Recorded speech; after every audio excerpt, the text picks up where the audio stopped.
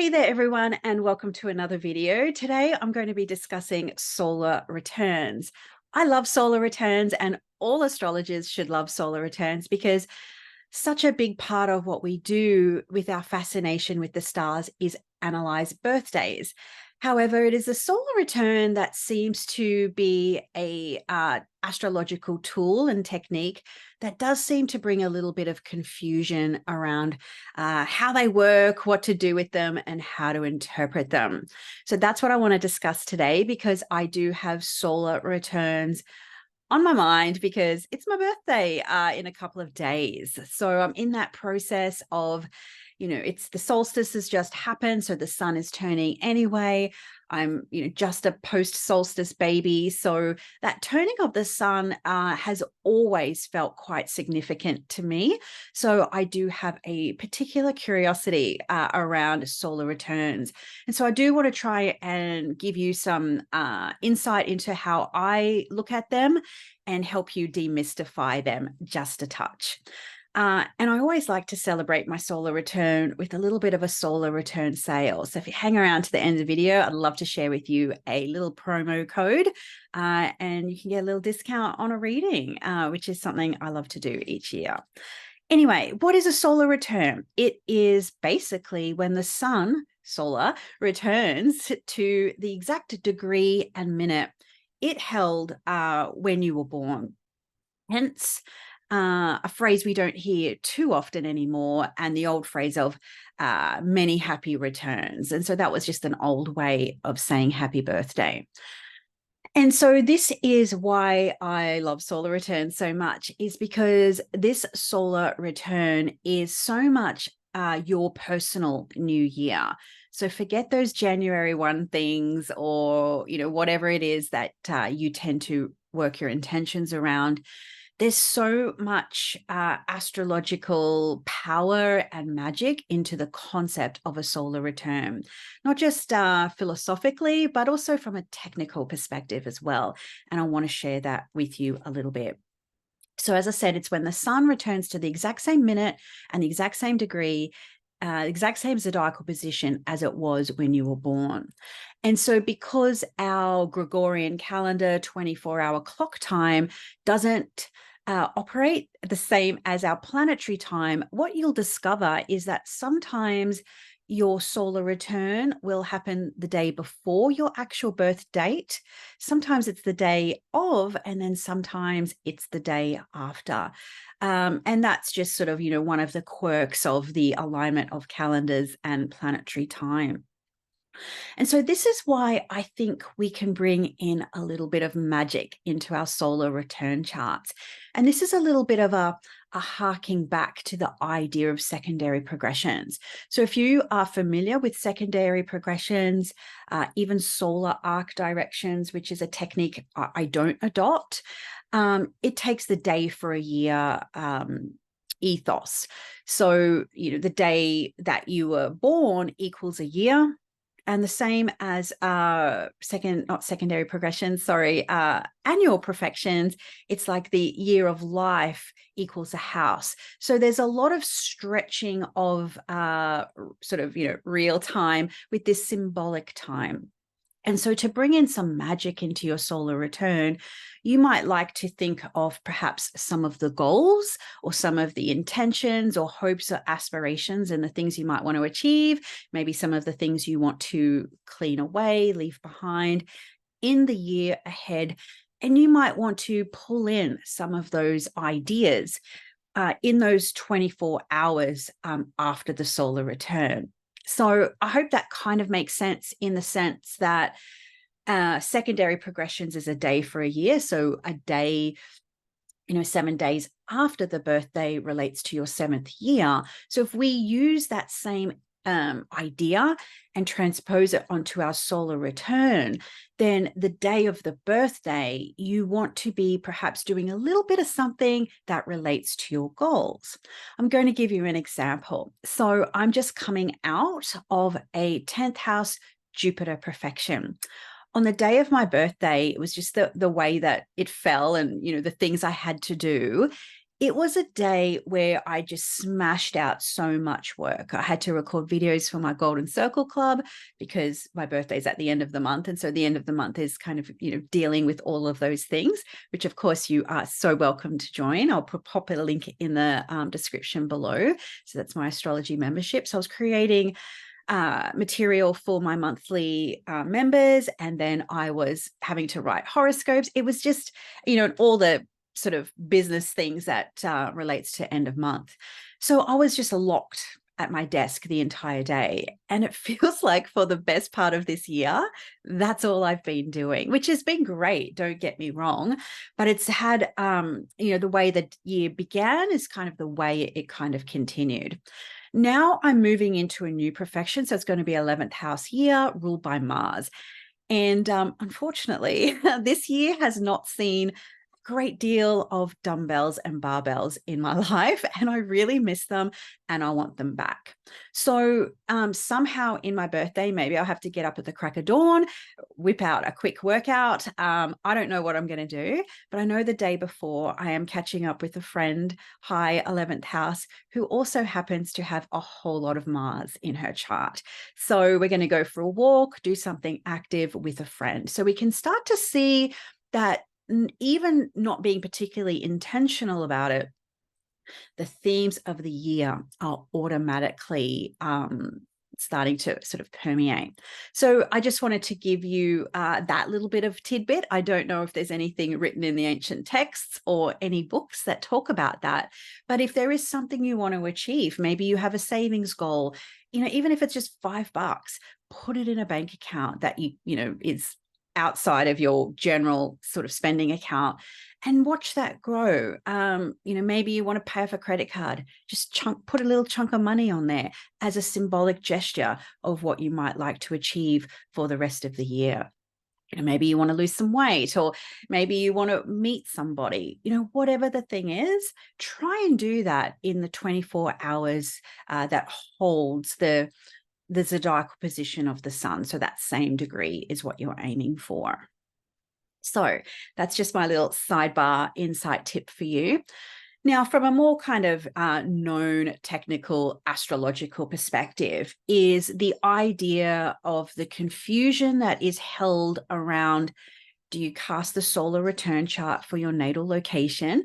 Do you do it for where you live now? Because that may not be the same city or the same country, even same state, same country as where you were born. Many of us are not located in the same birth city or the same birth location. Or do we cast the solar return to where you may happen to be? So you might opt to take a holiday for your birthday, which may mean you are in a different country, perhaps.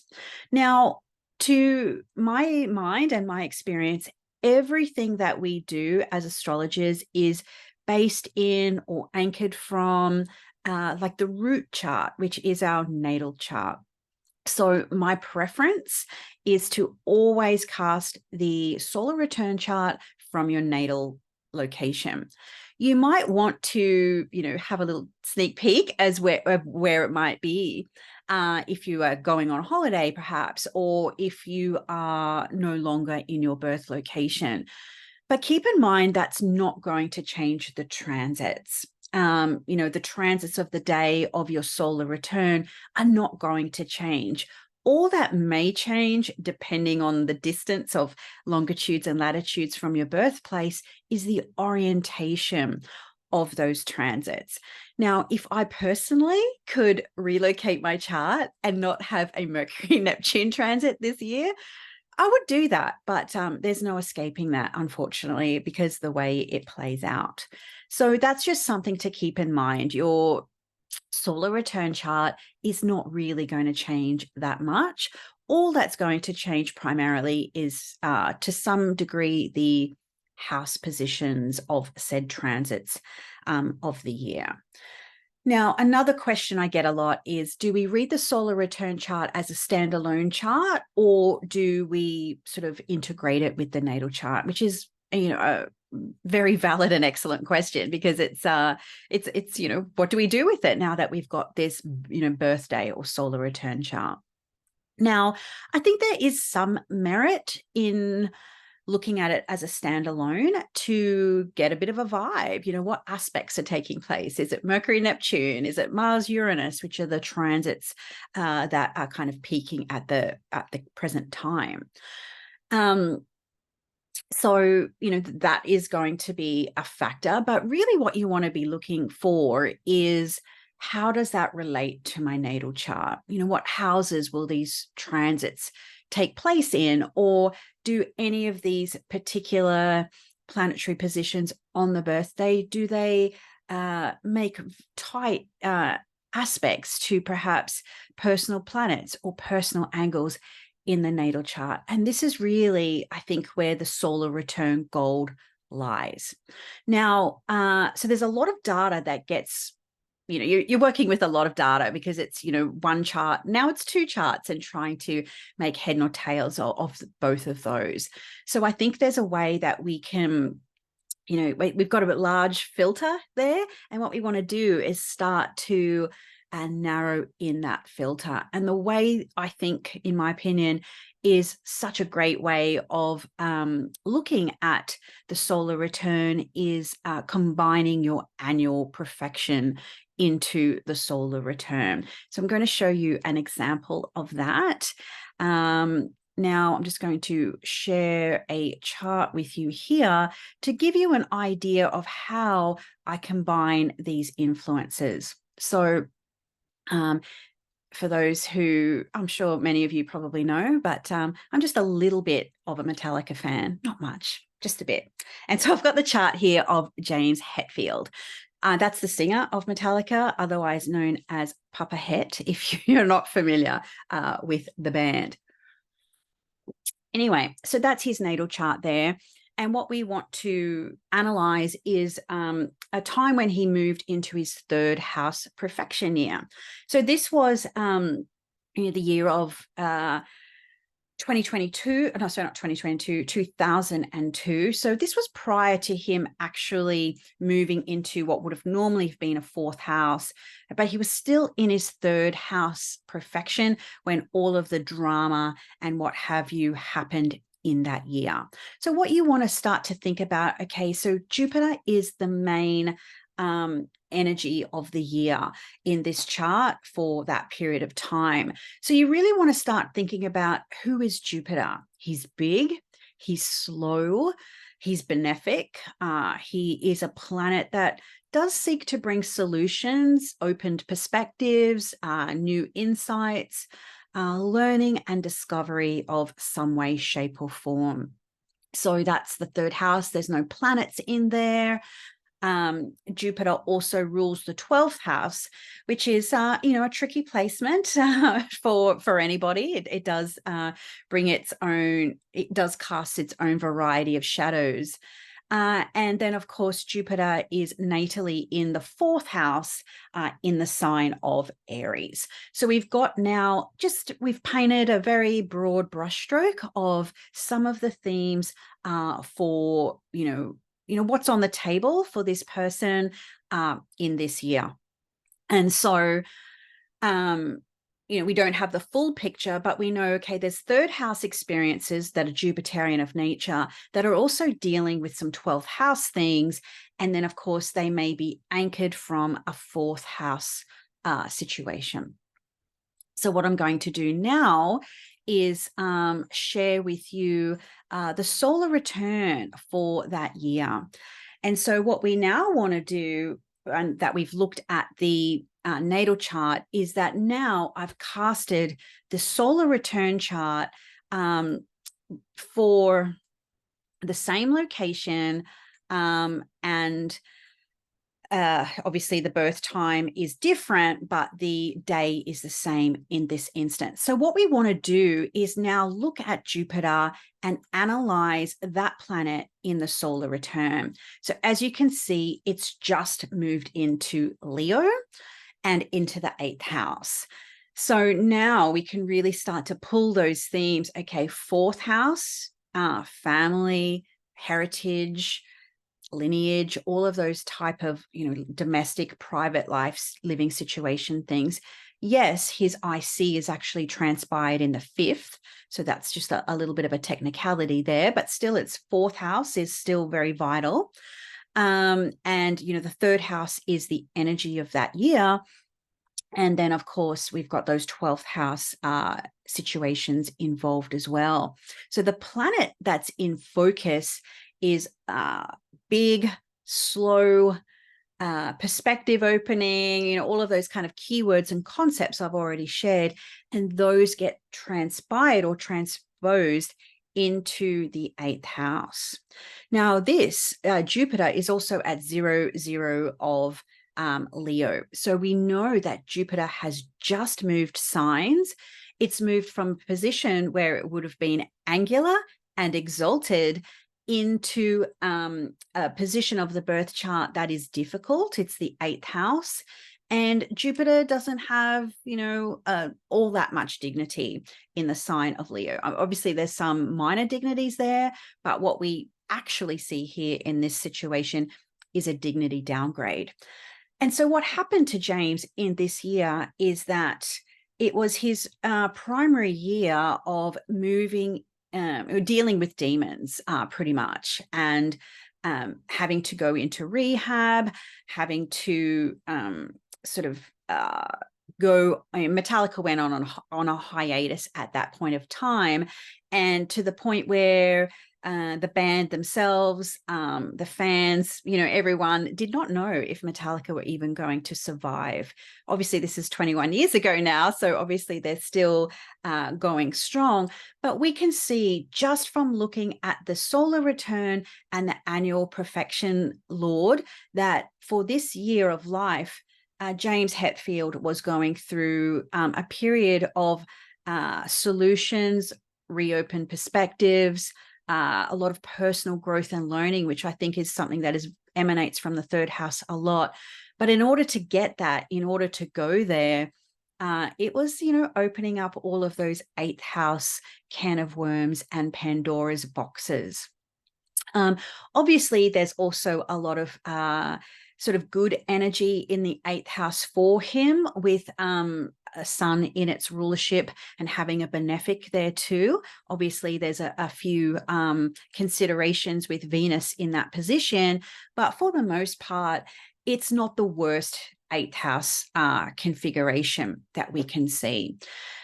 Now, we can even take a little bit of a step further from a more advanced perspective. We can also see that there is, the opposite of angles take shape here. So ascendant, descendant. So the descendant has come and plugged, these angles have come back and plugged right into, the axis of self and relationships.